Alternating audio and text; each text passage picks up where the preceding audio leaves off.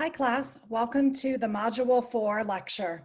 The content for Module 4 is on continues in chemistry. We're going to focus specifically on the life-supporting properties of water. So that comes out of Chapter 2, pages 30 to 33. And then we will have an introduction to biomolecules. And that content comes from the first part of Chapter 3, pages 36 to 40. So this module spans parts of two different chapters. In Module 5, we will learn much more about the biomolecules than we will cover today. Okay, so we'll talk about the chemistry of water and its various life-supporting properties. As we've already discussed, our cells are made of a lot of water, as is our body, and that is true for every living organism. But we also see that the majority of our Earth, right, is covered in water. So we'll talk a little bit about that. We'll talk about some solutions chemistry, including pH, which is a measure of the acidity of a solution. And then we'll have our introduction to the biomolecules. So we'll talk about what a monomer versus a polymer are, and then we will discuss the two reactions that are associated with biomolecules. The first is the dehydration synthesis reaction, and let's let the name help us here. Dehydration synthesis. Well, you know what the word synthesis means. It means to make something. So dehydration synthesis is used to make the biomolecules. So we will learn about that chemical reaction. And then we'll also learn the reverse reaction, which is called hydrolysis. And then next module, we'll talk about the 4 classes of biomolecules. Okay, so the content from Chapter 2 is just that last section. So water has some properties that actually give it some uniqueness compared to other liquids. It has what is called cohesion, and all cohesion is when the same type of molecules stick together. So one water molecule sticking to another water molecule. Cohesion means the same type of molecule or same general types of molecules that can stick together. So when we look at cohesion in water, it's quite a bit stronger than is cohesion in other types of liquids.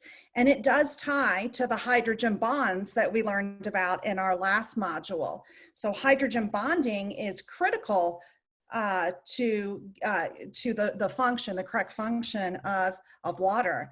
That kind of brings us to one of those common themes in biology, the structure, relationship of structure and function. We have to have the correct structure in our molecules for them to function properly. So water has strong cohesive forces. And this is seen well in the plant kingdom. Think about a very tall tree, right? They're getting the majority of their water is coming from the root system, which is, you know, way far away if we're a really tall tree. So water has to move up to all parts of the tree against gravity to do that, to supply the tree with the necessary water that it needs. So cohesion forces in the water are part of what allow the tall parts of a plant or tree to receive adequate water. And of course, the water would bring whatever nutrients are dissolved in it. There's another property of water that is important, and it's related to cohesion. This is called adhesion. So think about just the term adhesion or adhesive in our general life, right? It means to stick, like a piece of adhesive tape means to stick. So what adhesion is the tendency of two kinds of molecules to stick together, different ones. Okay, so cohesion is part of what gives water its high surface tension. And this high surface tension is actually unique to water. We don't see it in other liquids. And it all gets down to those hydrogen bonds. So what surface tension is it's just a measure. So there's a numerical scale for it. And it's a measure of how difficult it is to break the surface of a body of water. But again, that hydrogen bonding gives water some unique abilities. And we see that some organisms have evolved to actually be able to walk on water. And this is due to the high surface tension of water. So we see that here, an example. This is a water strider, and you can see that it's on top of the surface of the water, and they're able to walk over the surface very effectively. So this has to do with that surface tension of the water, yes, but it also has to do with the evolution and structure of the water strider. You can see that the legs are all long and spread out far apart. That also assists the water strider in being able to walk across water. Here's another example of the surface tension of water. So this is a picture I downloaded from the internet. Oh gosh, the web source here is not showing up. I'll correct that in the slides I load from you. But this was taken at the Rio Summer Olympics. And the photographer did a fantastic job capturing this photo at just the right time. This swimmer is surrounded in literally a bubble of water, and that ties to the surface tension. So you can appreciate that there is a bubble of water, you can see it really well over here, that is surrounding this swimmer. And it'll break in just a few seconds.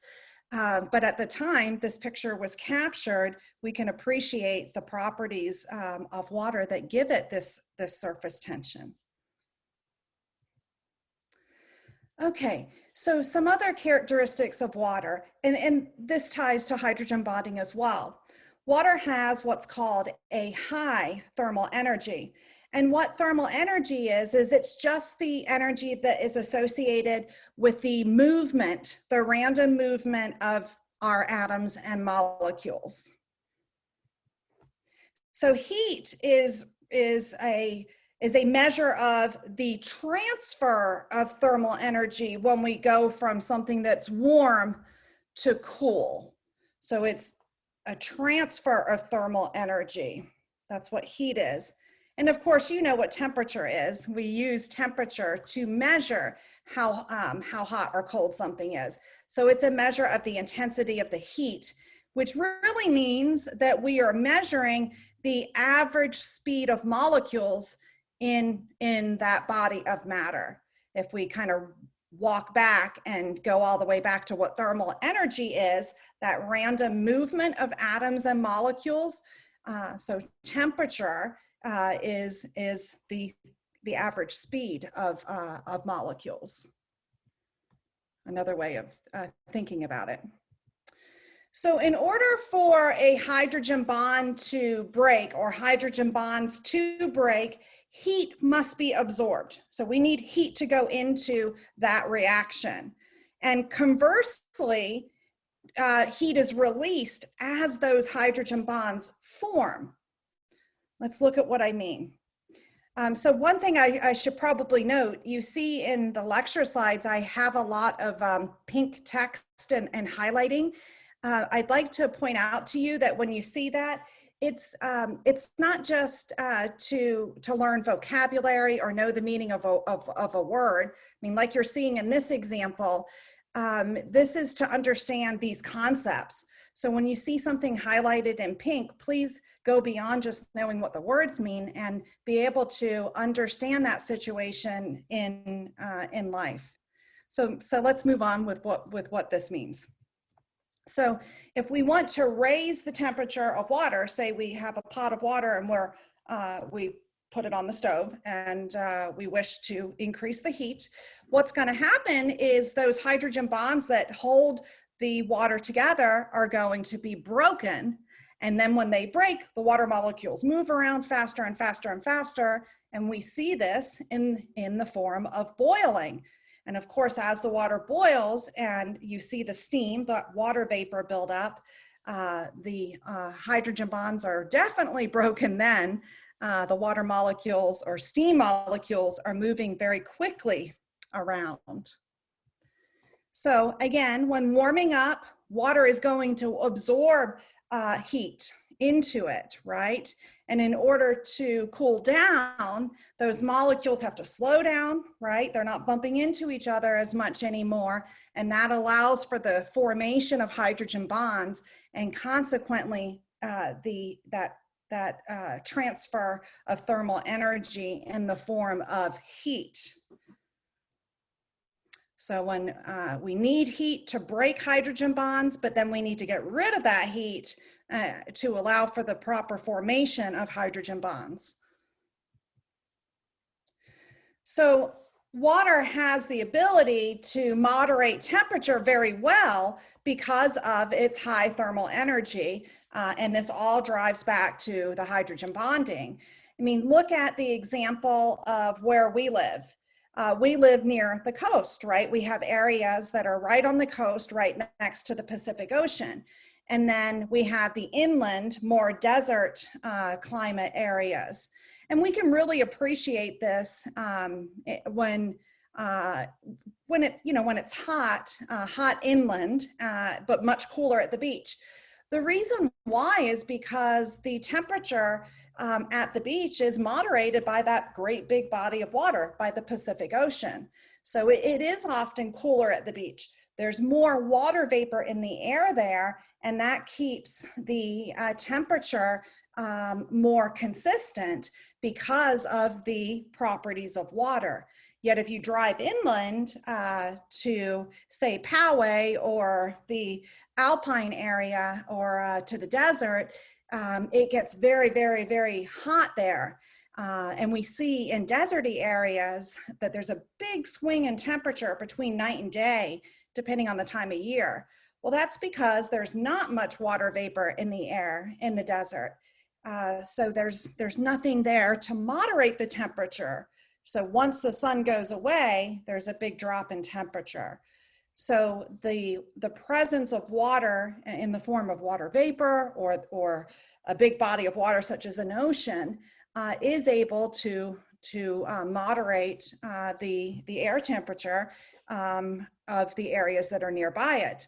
And we've all seen from driving around San Diego that even the plant life is very different at the coast versus in a desert area. And that's because different plants, right, have evolved to grow in those different areas.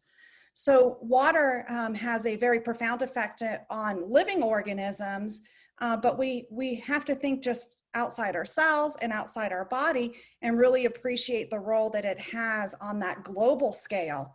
And it's not just us, it's every living organism. So as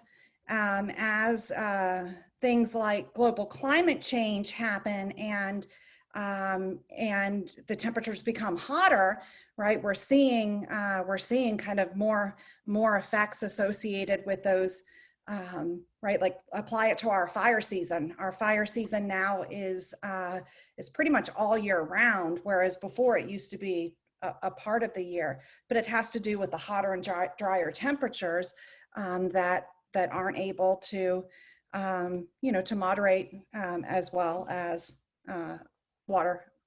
air that has water in it. So we see too that the temperature of the ocean is really, favorable, of course, to the life that lives in it. But it doesn't change really quickly. It takes a lot of energy to change the temperature of the ocean. And again, we can use the example of the Pacific Ocean there. When you first start going to the beach early in the spring or summer, the water's still quite cold and it doesn't warm up until August, September, because it takes a lot of energy coming from that sun, that transfer of heat, to increase the temperature of water. So another property that we need to discuss about water is density, because there's some uniqueness here. Water has a property with density that's different than other liquids. So water does exist as a gas, water vapor, a liquid, or solid in the form of ice. And what is density? Density is a measure of the mass per volume. So grams per milliliter is always the units for density, grams per mil. And for water, the density is 1. It's the only liquid that has a density of 1 gram per 1 milliliter. So typically density, what happens is that the solid form is denser than the liquid form for most liquids. But for water, that's not true. And it gets back to the hydrogen bonding. But this property is necessary to support the various life forms that are present on our globe. We'll look at an example. So again, the density, which is just a measure of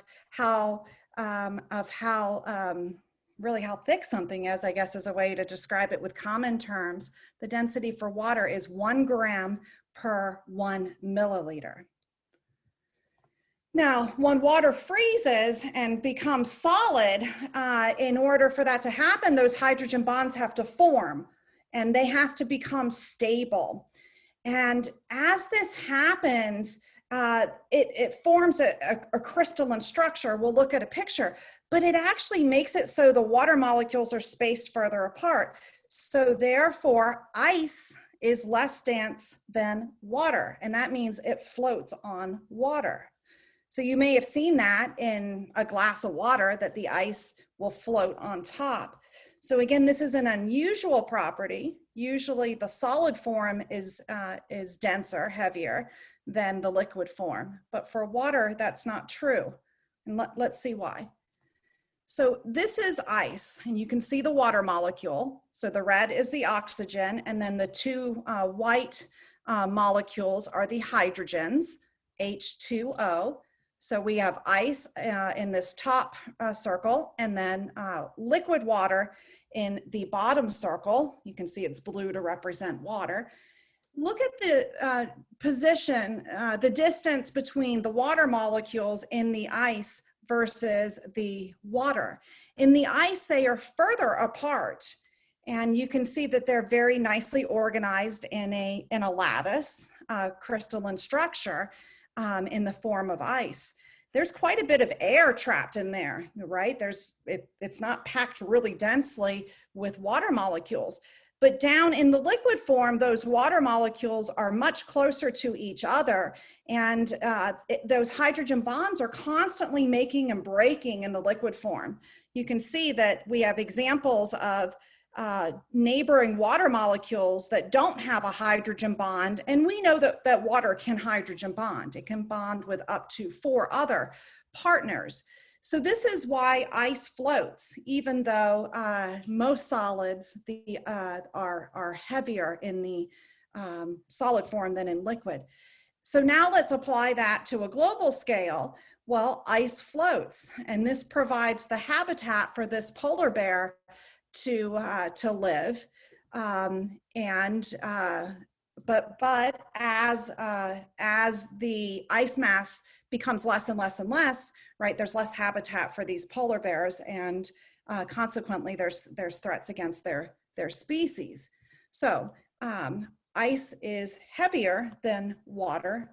It is denser than water, and it has to do with the packing of those hydrogen bonds in the various phases of the matter of water.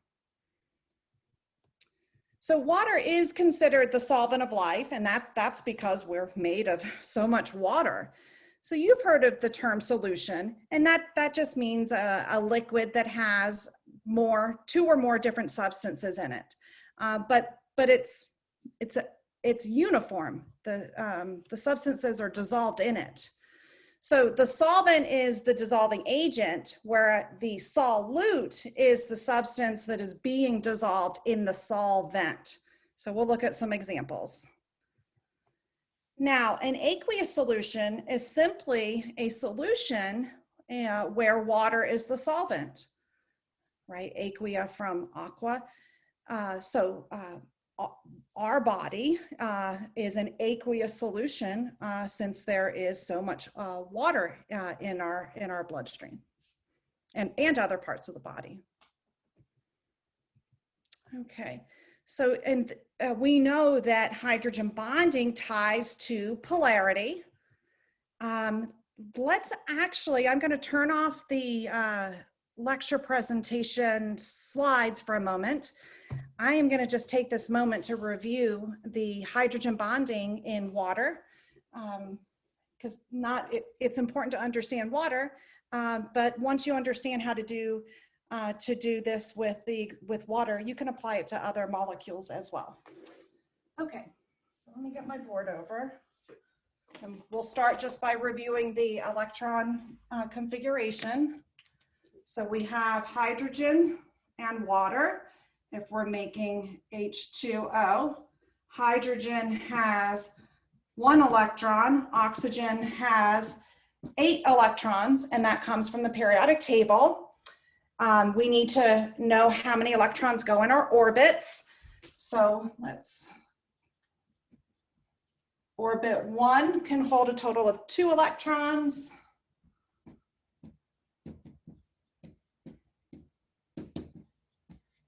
Orbit 2 can hold another 8, orbit 3 can hold another 8, so on and so on. So we have our oxygen nucleus.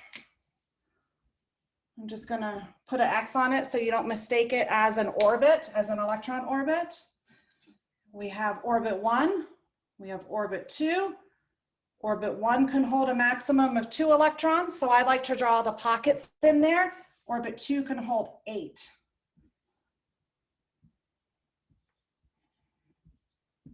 And they exist as doublets, so that's why I drew them in pairs. So oxygen has 8 electrons. 1, 2, 3, 4, 5, 6. You always fill 1 around first. And now we have 7 and 8. That's all oxygen has. Since both of the electrons in this doublet are filled, there is a negative charge there. That is called a lone pair of electrons. So that's water. And now we'll add in our 2 hydrogens.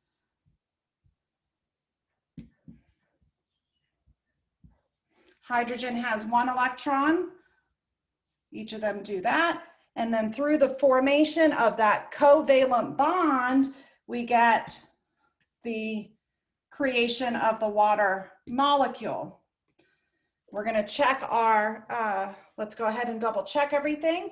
So oxygen would need to have a total of 8 electrons, 2, 4, 6, 8, to fulfill the octet rule, filling out that second shell. Hydrogen needs a total of 2. We've got 1, 2, 1, 2. Good. Okay, so we drew 1 water molecule. But now let's draw in the neighboring water molecules so that we can appreciate how the hydrogen bonding happens. Before that, let me address the polarity here. Oxygen is more electronegative than hydrogen, so oxygen is going to suck the electron of hydrogen closer to its nucleus because it loves oxygen. Oxygen loves electrons more than does hydrogen. So then we get a positive charge on the hydrogen, because when you take away some of the negativity, what does it do? It leaves more positive. And the same thing's going to happen over here. So we get this positive charge. So the water molecule is structured as a V, it always is, and that is because these 2 lone pair of electrons are trying to get far apart from each other. Remember, opposite charges attract. This is negative, negative. Those aren't opposite. So the water molecule bends to try to get those lone pair of electrons away. So we've got polar covalent bonds that hold each of those hydrogens onto oxygen. And then our hydrogen bonding would come in. This is the negative, one of the negative terminals. So that means the hydrogen end of the neighboring molecule is going to interact with the negative. So negative on the oxygen to positive region on that hydrogen. And that's going to happen at all of these. So now we're switching, right? We're going to the hydrogen side. So now the water molecule, would be oriented hydrogen to oxygen. This one is going to be the same way.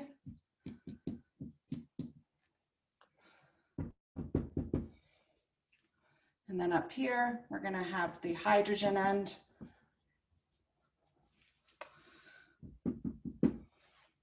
So the way I've done it, I've got the covalent bond is shown with the solid line.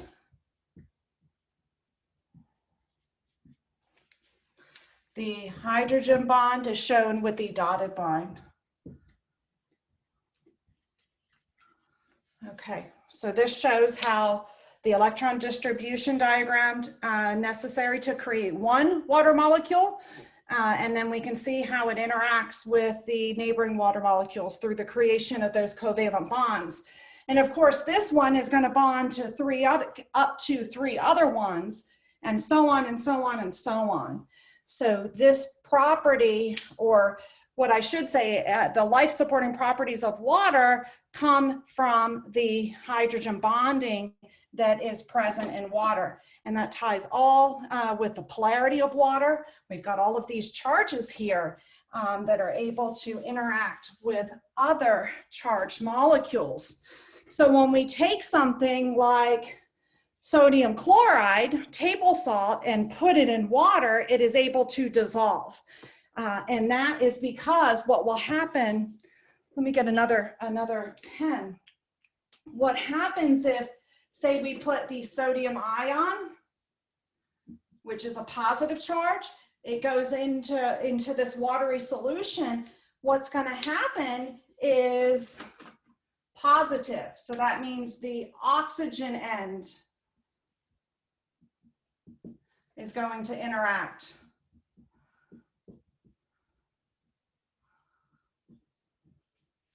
So we get the formation, just like we saw water to water, we can get the formation of hydrogen bonds between the positive sodium to the negative oxygen.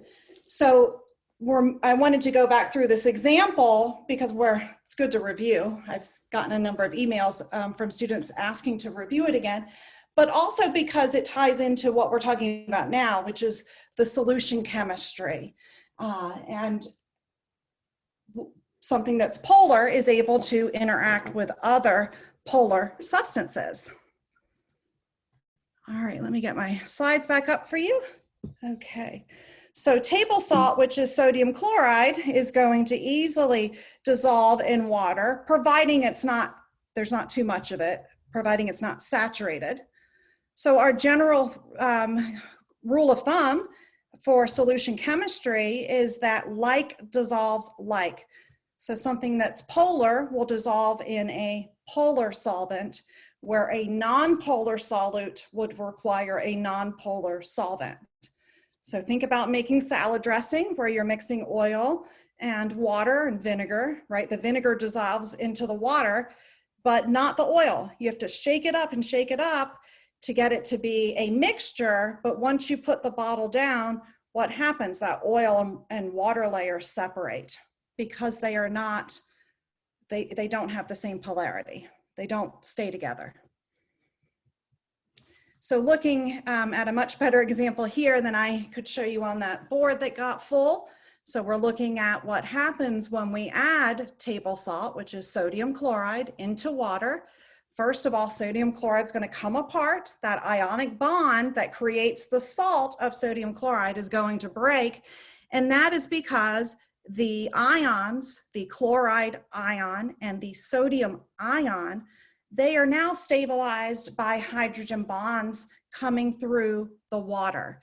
Notice that for chloride, it has a negative charge, so it's the hydrogen end of the water molecule that is facing it through the formation of the hydrogen bonds, whereas the sodium ion, which is positive, is interacting with the oxygen negative regions of the neighboring water molecules. So, this is a good example of solution chemistry, and it really all ties to the properties of water. All right, so when we have a solution or even just water, it does break apart into its respective ions, which would be the hydrogen ion and the hydroxide ion.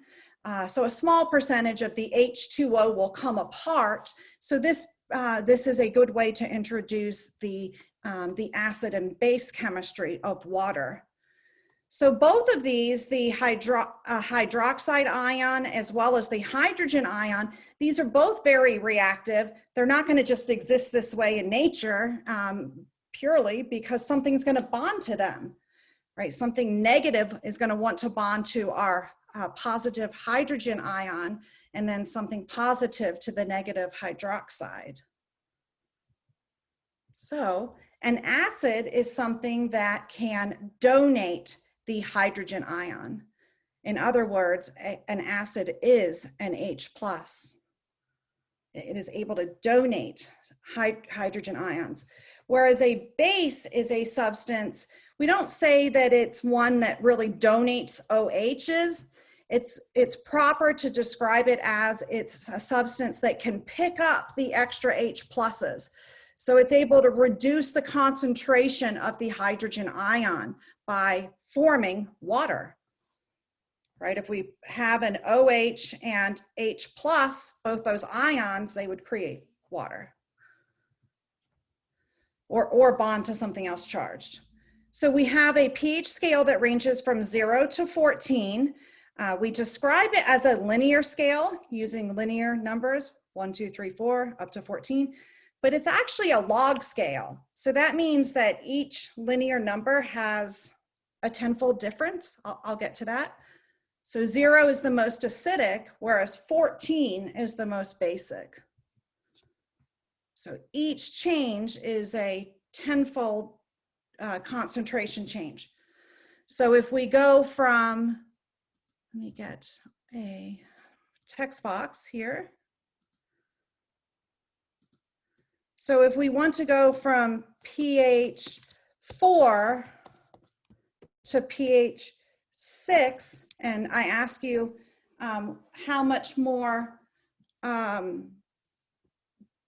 basic is pH 6 than 4, the way to do it is you would go from 4 to 5 is a 10 times change, but then to go from pH 5 to pH 6, that's another tenfold change. So you have to multiply them together. 10 times 10 equals, whoops, excuse me, I somehow clicked something else on my computer. 10 times 10 equals 100. So a pH 6 solution is 100 times more basic than pH 4. Or we could say that a pH 4 solution is 100 times more acidic than is the pH 4. Okay, let me get rid of that text box. Oh goodness, it always disappears. Let's see. Okay.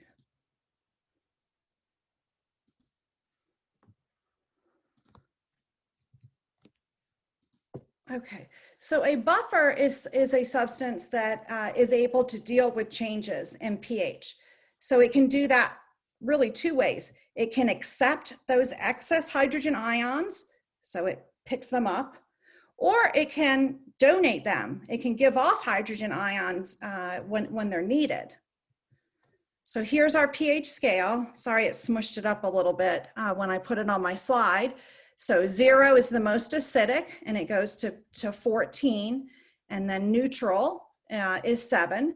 So this is when the two ion concentrations are equal. So the hydrogen ion concentration is equal to the hydroxide ion concentration at pH 7. And then you've got examples of different materials that we can use to understand the pH scale. So in a neutral solution, the number of hydroxide, OH minus, is equal to the number of hydrogen ions, and it is considered neutral. So like mountain spring water has a true neutral pH. An acidic solution has an excess of hydrogen ions, right? We've only got 2 hydroxide, and then we have more hydrogen ions. So it's going to be acidic. So something like lemon juice.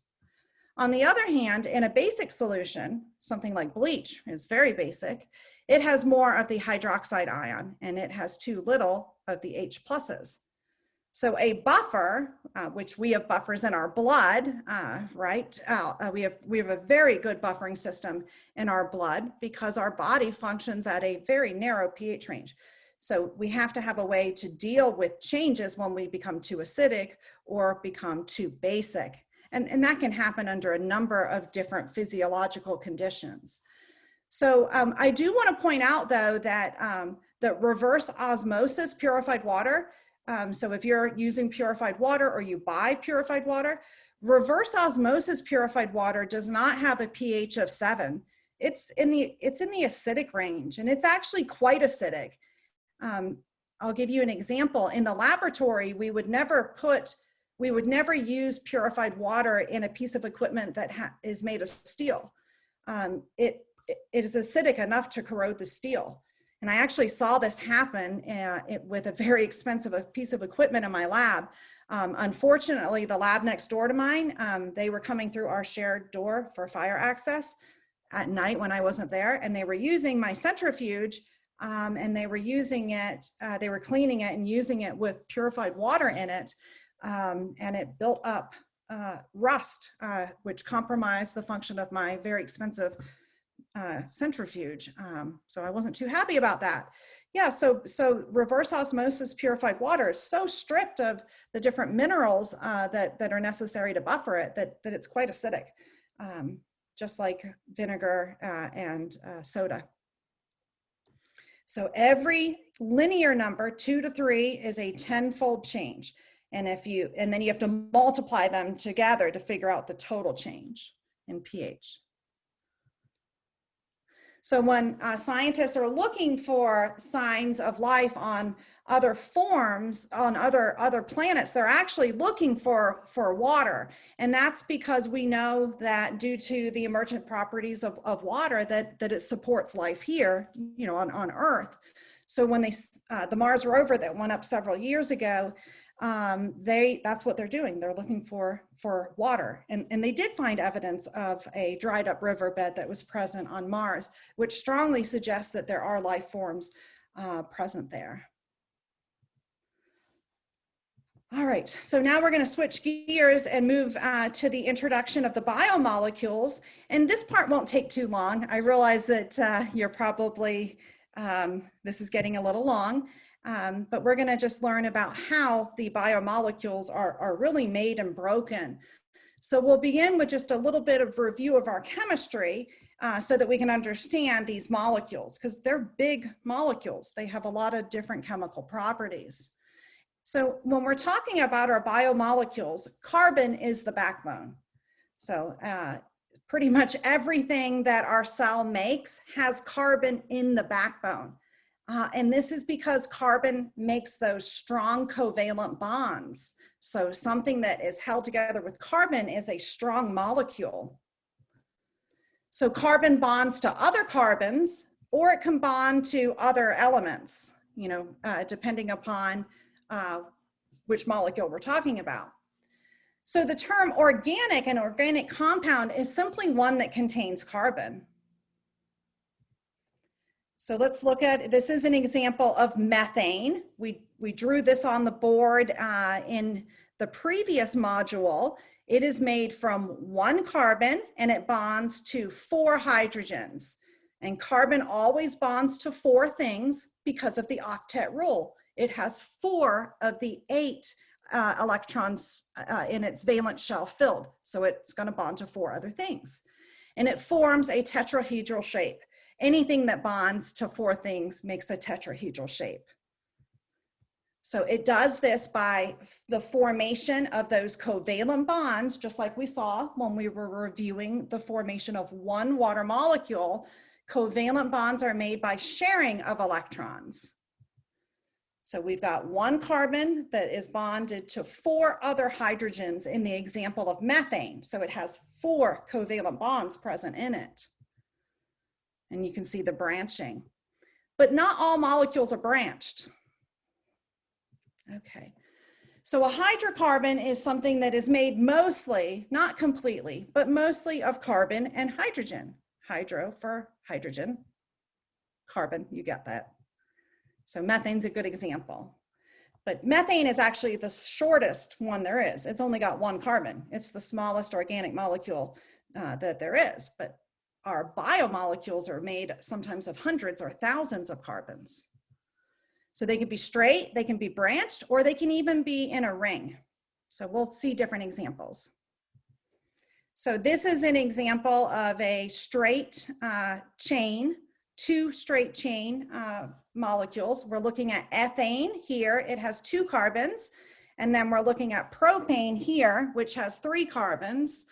And an isomer is a compound that has the same molecular formula, but different structural arrangements. And I'm actually realizing that this is a terrible place to put the definition of isomer because these are not isomers. They would both have to have the same number of carbons in them. So this is an example of 2 different straight chains carbons. Again, these are not isomers of each other. I'll show you what an isomer is. Let's go ahead and play this video. So an isomer, it has the exact same number of elements in it. They're just arranged differently. Isomers are compounds that have the same molecular formulas, but different 3-dimensional structures. The difference between isomers can literally mean the difference between life and death.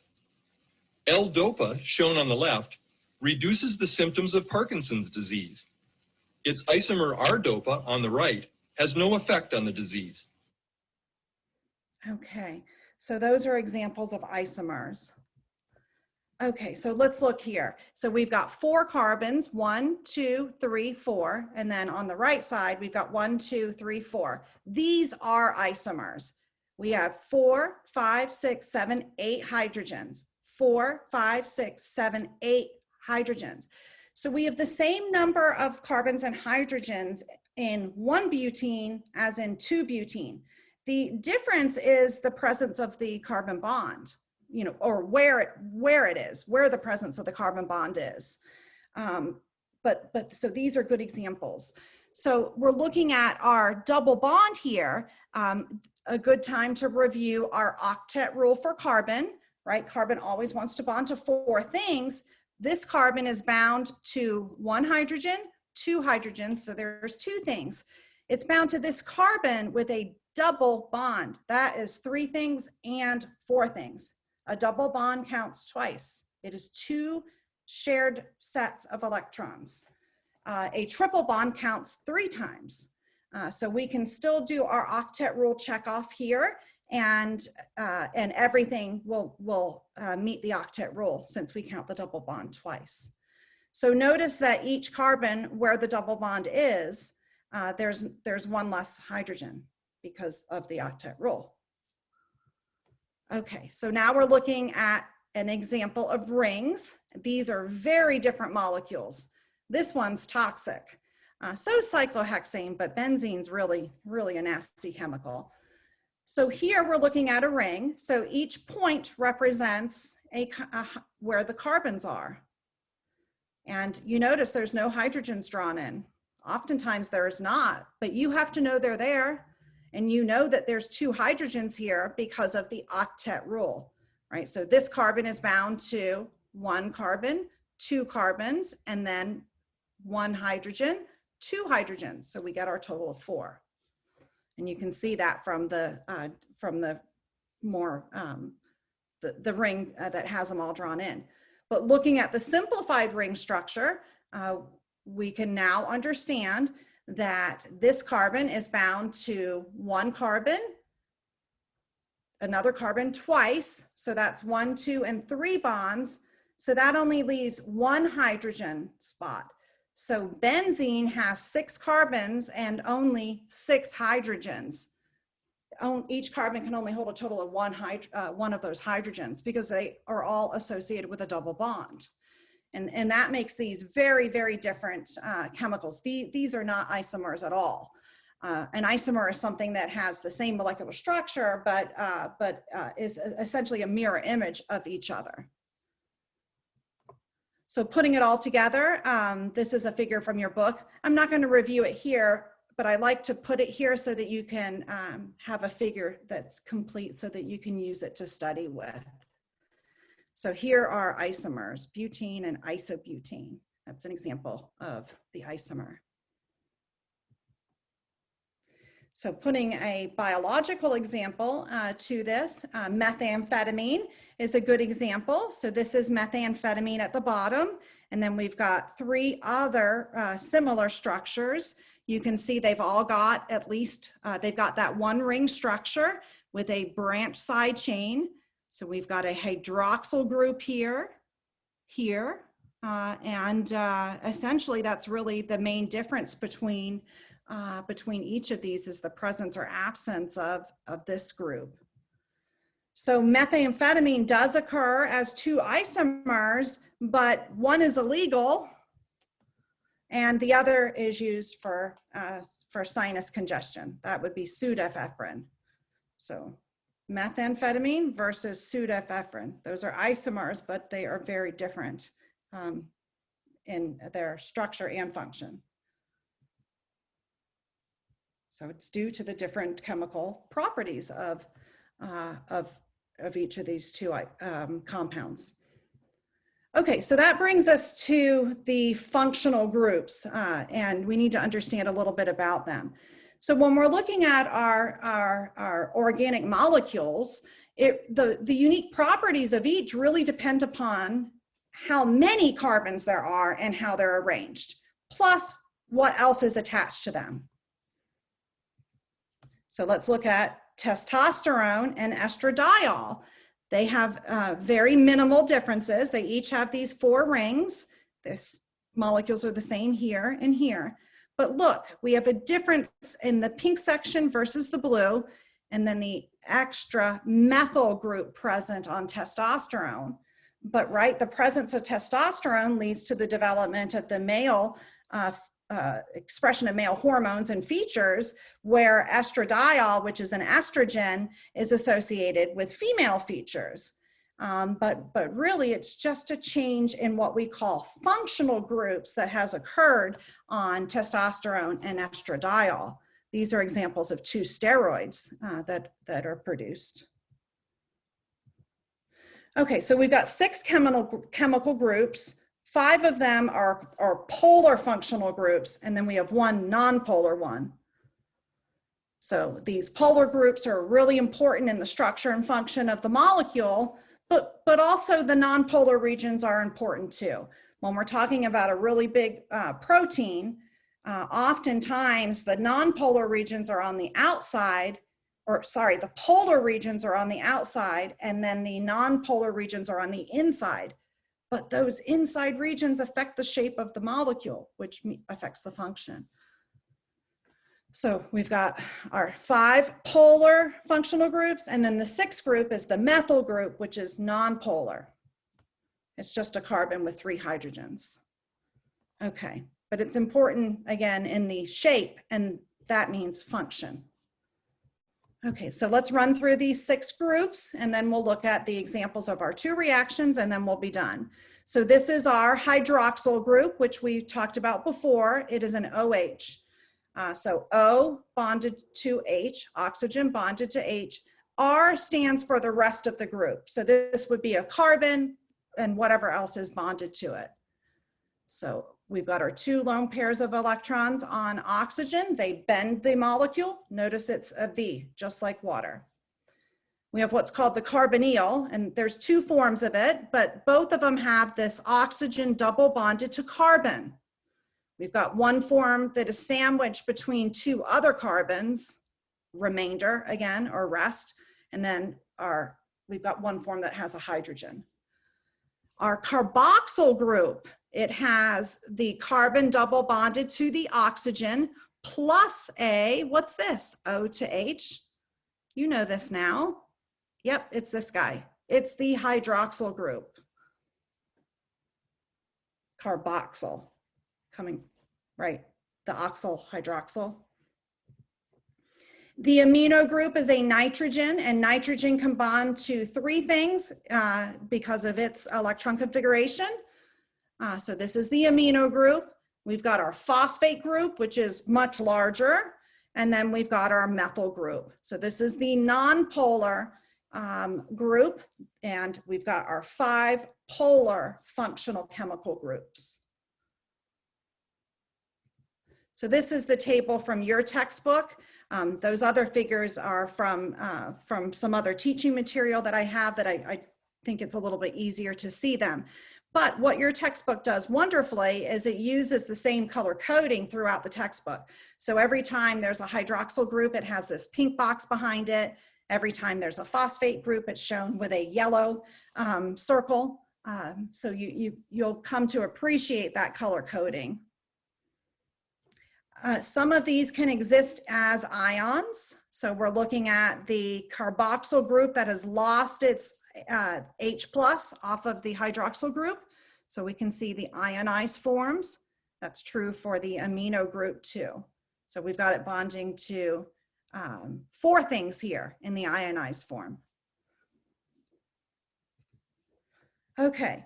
So we do have 4 classes of macromolecules. We're not going to learn about the differences between them today. That's in our next module. They are the carbohydrates, the lipids, the proteins, and then the nucleic acids. What we are going to learn about today in this module is how they're made and how they're broken down by the body, how they're digested. So all of them are made the same through the same chemical reaction, but we need to understand